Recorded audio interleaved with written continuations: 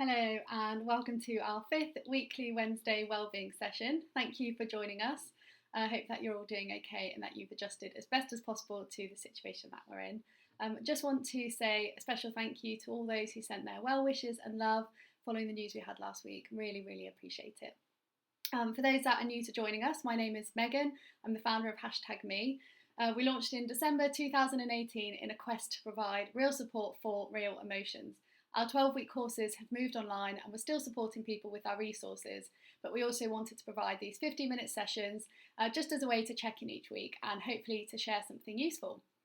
So for those who are observant, you'll notice that we're in a different room this week. So without further ado, we'll jump right in.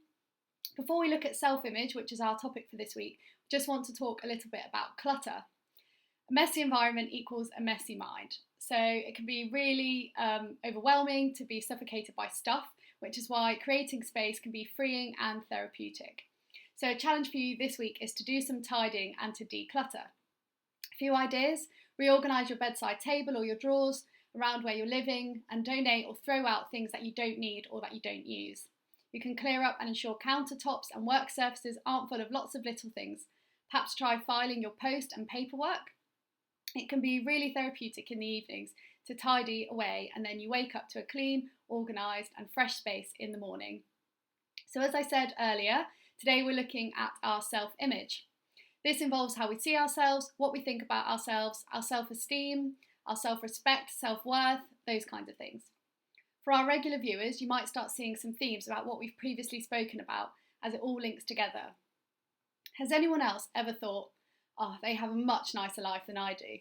They have a fancy car, she always looks good, those kids have the best toys, the list could go on. So often we think the grass is greener on the other side, but the grass is green where we water it. So it's really important that we love ourselves and feed our minds with kindness, positivity and self-belief, and that we give our body what it needs too. Exercise, nutrition, sleep, water.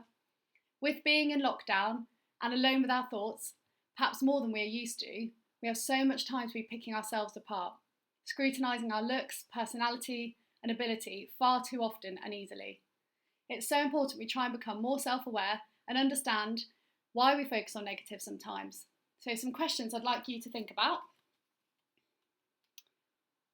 What negative things do you think about yourself?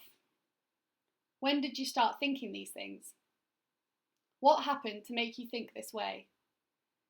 Ask yourself if there is another way of looking at things.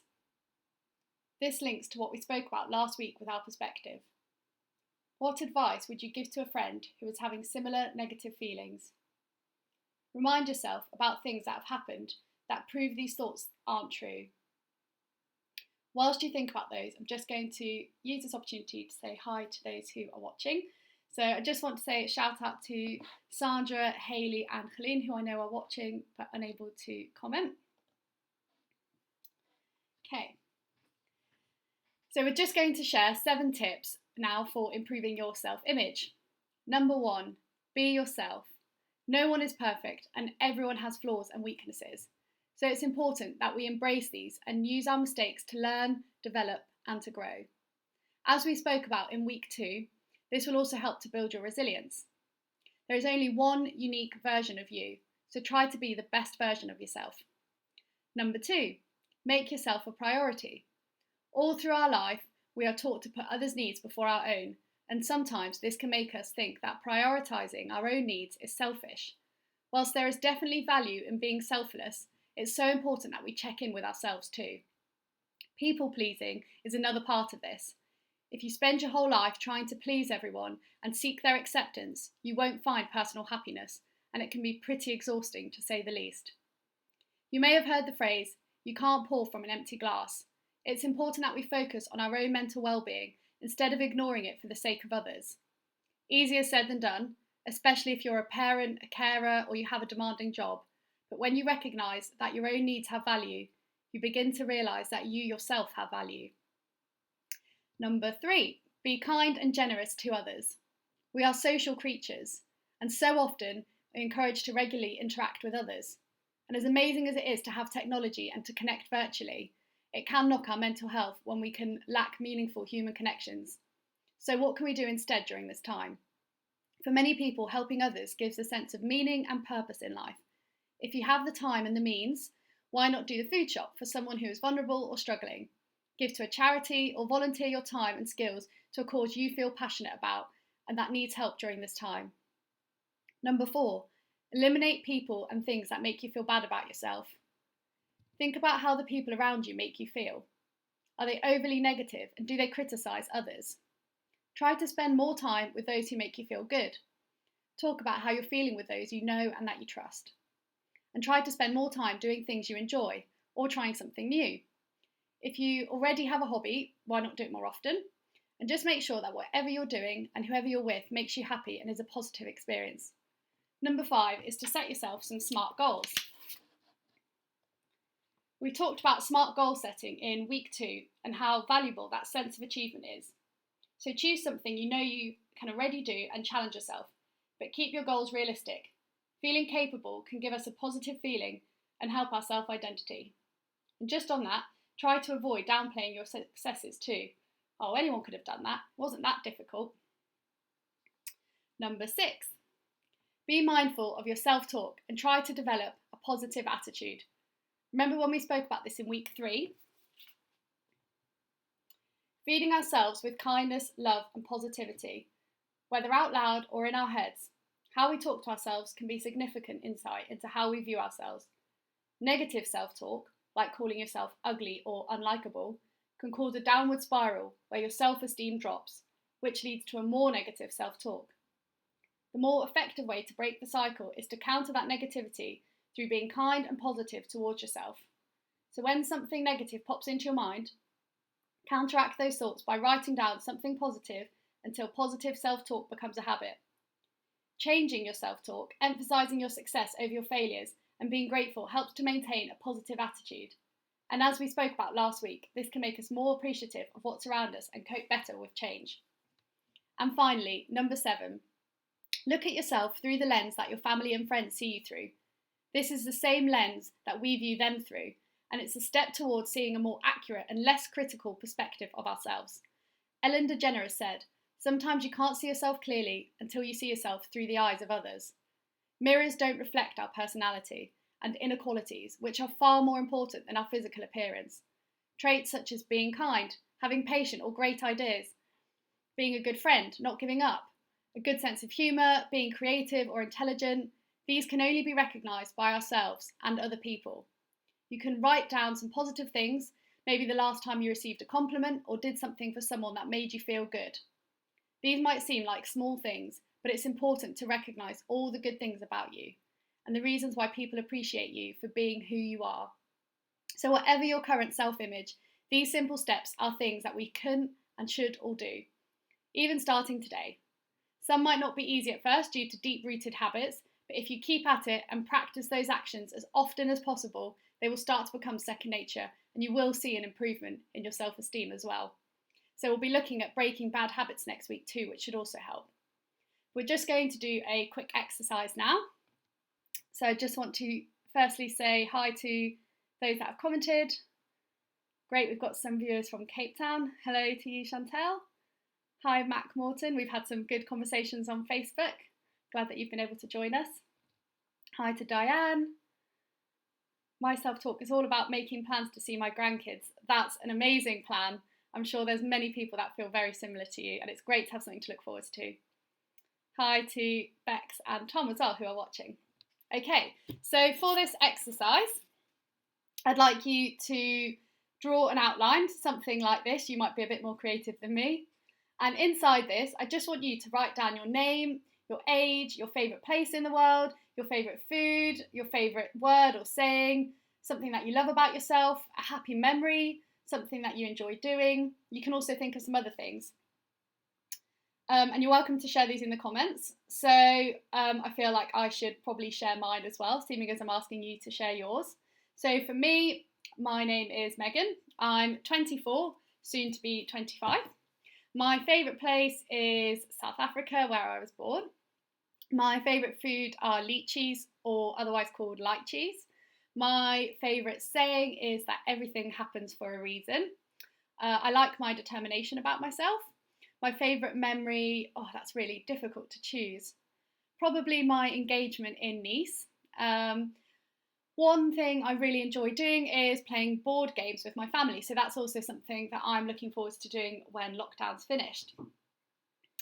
Okay, so I want you to now also invite those who are either self-isolating with you or your friends and family who you might not be with to share 3 things that they love about you. And then you can write them down in your human outline as well. Then put this somewhere you will often look at as a reminder of who you are, why you're so amazing, and to remember some of the things that make you happy. The final point I want to talk about before we move on to our breathing exercise is social media. Being connected is a big part of our lives, but if you're seeing stuff online which makes you feel angry, sad, stressed, then this can build up and it can start to have a negative impact on your life. For example, you might start worrying more about how you look or what you're missing out on. So try to avoid comparing yourself to others, especially on social media. Everyone tends to post their highlights, and we're actually comparing ourselves with the best aspects of several people's lives. We feel deflated and that we're not as good, happy, popular, or successful. But remember that everyone has flaws, down days, insecurities. You don't know the journey they're on, and you're just seeing their highlights. So to try and have a more positive experience online, I'd just like to encourage you to take some time and go through your social media feeds and work out what makes you feel good and what doesn't. So you can try unfollowing or muting accounts that annoy you, upset you, or take up too much of your time. Instead, you could follow accounts that are authentic and make you feel good, that keep you interested, and that share positive content. Remember, you don't need to be on every social media channel. Why not try deleting an app from your phone for a week and see how you feel? Try limiting your time on social media before you go to sleep and when you first wake up. And before you post or comment, ask yourself, is what I'm doing positive for myself and the people that will see this? And the final suggestion is just to make your accounts private. Being part of a positive online community can give a boost to your mental health, especially now when we can't connect in person with those who have similar interests. I've recently joined a gardening group where people share ideas and achievements, for example, and this has been great. But just remember that while many online communities are positive spaces, some can be negative for you. So try to avoid those that encourage you to do things which are harmful for your physical and mental health. And if you're struggling with things that you're experiencing online, try to block the content and talk to someone that you trust. So we've shared quite a few coping strategies, namely through these points here. So sometimes we value our entire sense of self-worth in what we have, but someone else will always have more than we do, whether it's more money, more holidays, clothes, grades. So instead of getting caught up in what you don't have, try to focus on your inner self and what you do have. When you focus on being grateful for the things that you do have and who you are as a person, you will feel happier with your life and have a more positive self-image. Just going to say hi to Lynette and Marilise. Board games. Yep, do love a good board game. Matt Morton, don't worry about being the same as everyone else. I'm ridiculously uncool, but I'm happier like that. I'm sure that you're very cool, and there's probably a lot of people that wish they were like you. Becky, hi Becky and Tim, nice for you to join. Favourite place, Lake Malawi. Favourite food, gosh, these are tricky words. Sukuma Wiki, you're going to have to explain what that is. I'm not entirely sure I've had it. Favourite memory, too many good ones to pick, just one. I struggled with the same. Hi to John Smith, happy birthday on the 10th of May.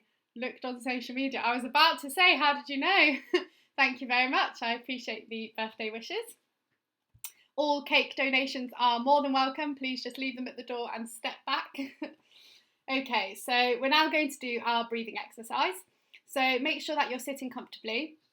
And during the breathing exercise, I'm going to read a poem which I found on a positive social media account that I'm following. So you're welcome to leave any accounts that you recommend for others to follow in the comments as well.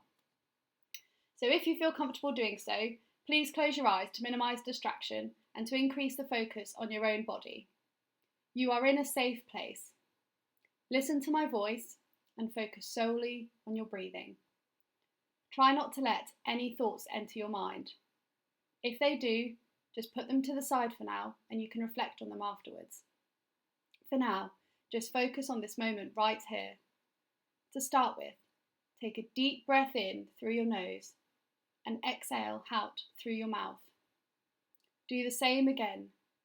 Deeply inhale through your nose, filling your lungs with air, and hold it for a few seconds, before slowly breathing out again through your mouth, picturing the air and a little bit of stress leaving your body each time. Take another deep breath in and imagine peace and calmness filling your whole body. Hold on to that feeling. Then slowly breathe out again, letting a little bit more stress out each time.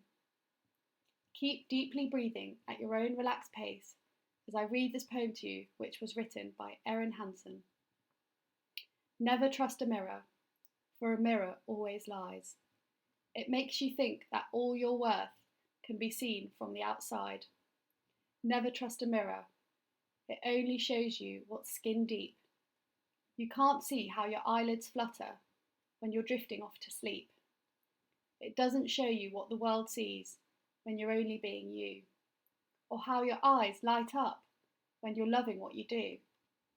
It doesn't capture when you're smiling, when no one else can see, and your reflection cannot tell you everything you mean to me. Never trust a mirror, for it only shows your skin. And if you think that it dictates your worth, it's time you looked within.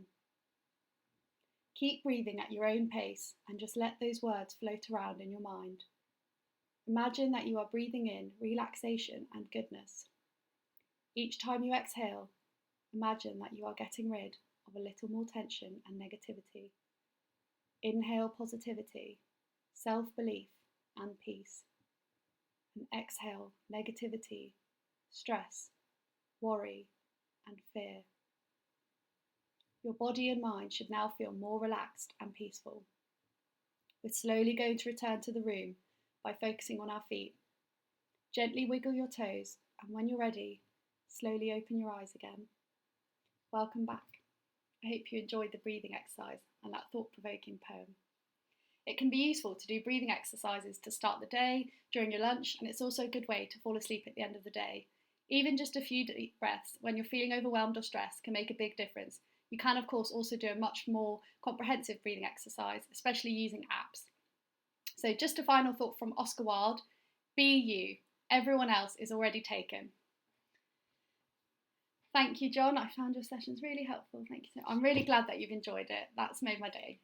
So I hope that you have all found this helpful, and we look forward to seeing you next week, same time, where we'll be looking at breaking bad habits. If you do need to speak to someone else in the meantime, please don't hesitate to get in touch using our social media channels. Thank you for joining. Stay safe and take care.